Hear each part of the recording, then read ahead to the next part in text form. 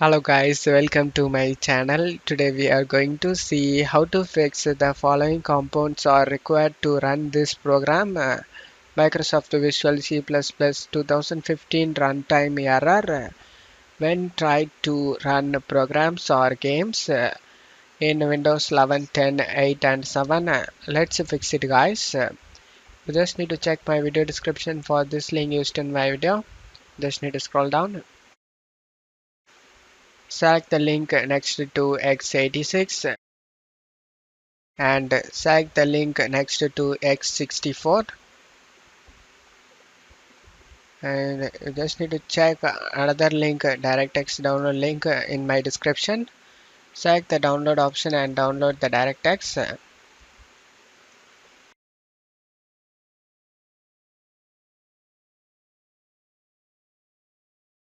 After getting download done, you just need to select the folder icon over here and install the downloaded files one by one.